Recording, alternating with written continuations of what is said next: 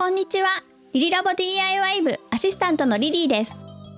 今回は部長のガイさんのハイゼットカーゴにドラレコ付きデジタルインナーミラーを設置したお話の続編です。実はデジタルインナーミラーをつけてからもう1年以上経っており、その間に感じたことを雑多にお話しします。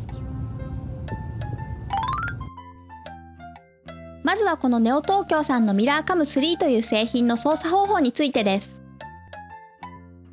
はい、じゃあ、ざっくり使用感というか操作感というか、そんな感じの話をしようと思うんですが、デジタルインナーミラーで一般的にできる、後ろの絵が映ってます、前のカメラの絵が見れます、両方見れますみたいなのはできます。このボタンを押しても変えれますね。はい。と、リアの画像のズームができますよと。ただ、デジタルズームなんで、拡大すればするほど画像はザラザラになっていきます。で、こう円形にしてると綺麗だし、視野も広いんだけど、普通のルームミラーとは見え方がだいぶ変わります。距離感が全然違いますね。と、あと注意点ですが、これもこの機種に限ったことではなくて、これ見てもらうと分かるんですけど、広角になってるのはいいんだけど、こうね、像が歪むんですよね。魚眼レンズ的な映り方をするので、そのうちのこの辺が普段見えてる状態にするのが僕は好きです。でこれもオートバックスとか言って他のミラーもいろいろ見てたんですけど、やっぱりみんなこんな感じの魚眼レンズ感が出ますね。はい。そこは注意かなと思います。で、この話絡むんですけど、バック信号を入れると自動的にこの下側を映してバックモニターとして使えるのはいいんだけど、今この車でもこの一番像の歪みが少ない部分映るようにしてると、下ってここまでしか映らないんですよね。もうちょっとこれ車体に近いところ、足元が映ってほしいなと思うんですよね。でそのためにカメラの取り付け角度をもっと下にすると、普段の絵がこの辺を映すことになって、つまりこの辺ですね、この歪んでるところが普段見えてて、バック信号を入れるとこの下側が見えますよみたいになるんで、この一番歪みの少ない綺麗なところを見る機会がなくなっちゃうので、それはどうかなと思います。でそんなのもあって、今この車でもバック信号入れてなくて、バックギアに入れてもこの下側が映るみたいな設定にはしてません。その辺はお好みで、カメラの取り付け位置にもよると思いますしですね、リアバンパーのナンバープレートの辺とかにつける場合はね、もうちょっと下に行くんで、そしたらバックモニターとしても使えるかなとは思いますけど、この車は取り付けのとこでも説明しましたけど、だいぶカメラを上の方につけてるので、そんなのもあってこういう見え方になってます。なのでバックモニター機能は使ってません。はい。で、あとはその撮った画像を、動画ですね、ドラレコとしての動画をここで見れますよと。はい。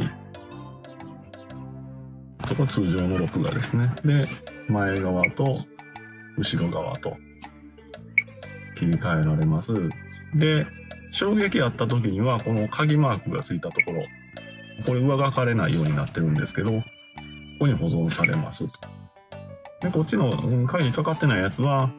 どんどんローテーションしてて、古いのが消えて新しいのが録画されていくというような作りになってます。で、衝撃センサーですね。これ衝撃センサー感度、これでこいつが振動した時事故ったのかなと思うんでしょうね。で鍵付きの動画を録画してくれる。でただこのハイゼット振動が多くて、一番低い状態にしててもしょっちゅう振動した、衝撃があったってなるんで、うっとうしいから僕はオフにしてます。はい。事故った時は手動でロックかな。はい。というのと、そうですね、SD カード、そんな録画したファイルを、例えばパソコンに取り込もうとした時に SD カードをこいつから抜き出さないといけないんですが、ここの非常に抜き出しにくいところに埋まってます。はい、DRZ につけてるモデルとかはこっち側下側に蓋がついてて、ここに SD カードがあるんでまだ抜き差ししやすいんですが、この人は SD の抜き差しはしにくいです。そこはメーカーのホームページにも説明書いてました。はい、抜き差しを頻繁にしたい人は違うモデルを使ってくださいみたいなことが書いてますね。こんなとこかな。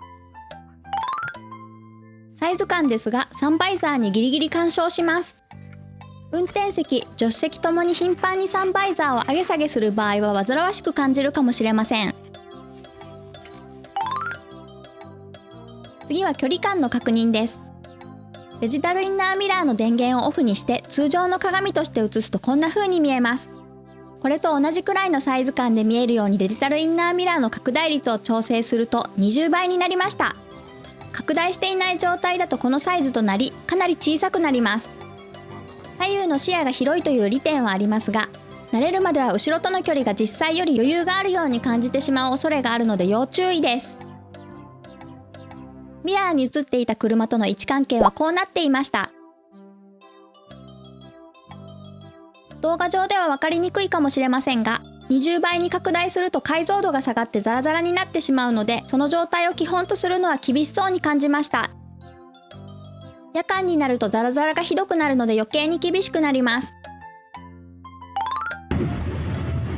トンネルでは非常に明るく映って見やすいです。切り替わりのところで白飛びとか黒飛びとかです。黒つぶれ、ならないとかってこれも強みだし。おー、なるほど。明るいところから中入ったら一瞬真っ暗になってしまう。それは困るもんね。ここから出たらこのくらいのに合わせてるから出た瞬間真っ白になる。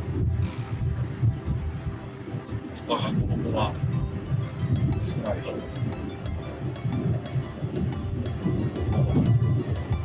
全然見れるもんね。トンネルの出口で iPhone カメラは白飛びしているのに対し、トンネルを出たタイミングのデジタルインナーミラーの方は綺麗に映っていました。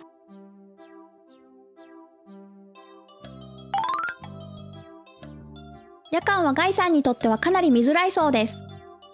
まず街灯もあまりない真っ暗な道だと補正されて明るくなった結果、ヘッドライト周辺が白飛びしてしまいます。全然ボディの輪郭がわからん。ヘッドライトの輪郭もわからん。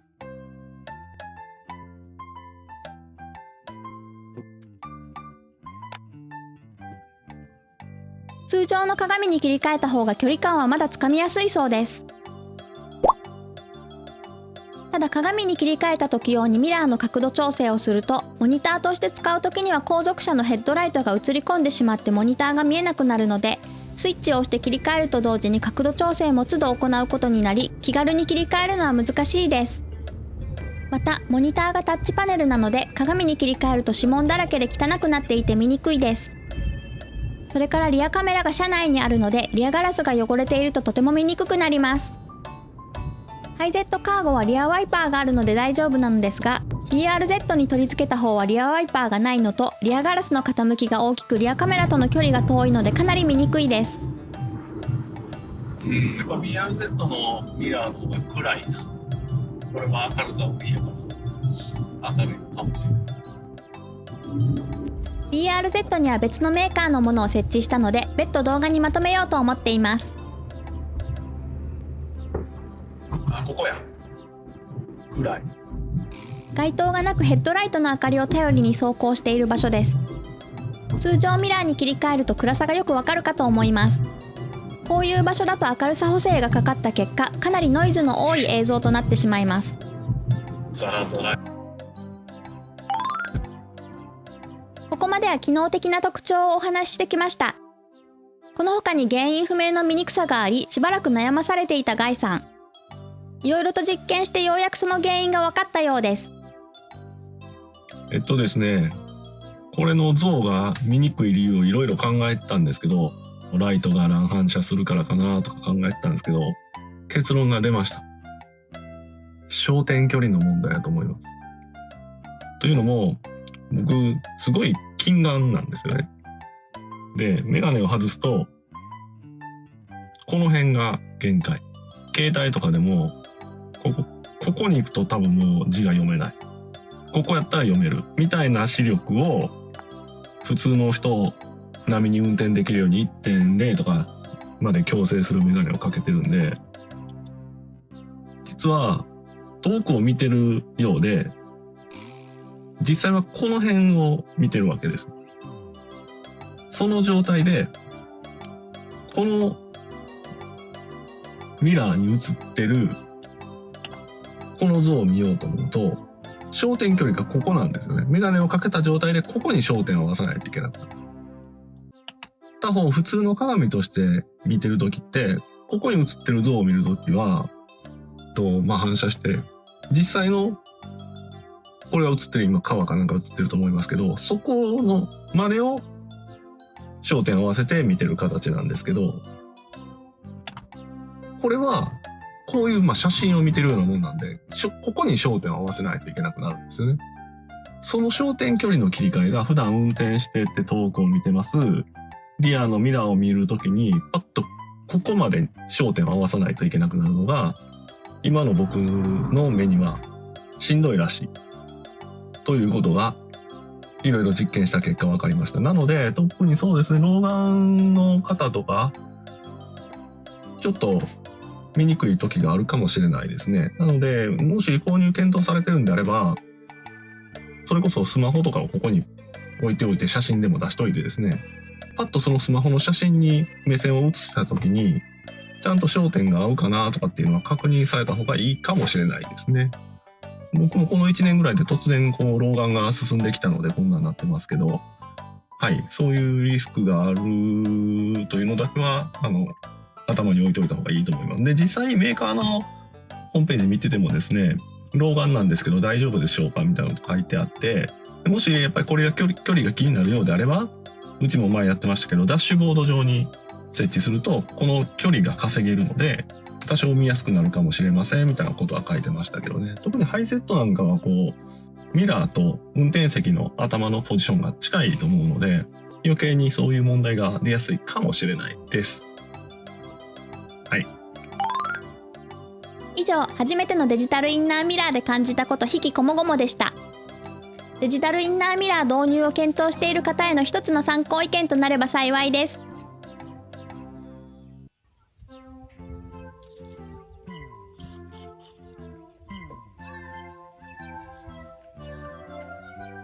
ここまでご覧いただきありがとうございました。この動画が参考になった場合は高評価、チャンネル登録よろしくお願いします。それではまた別の動画でお会いしましょう。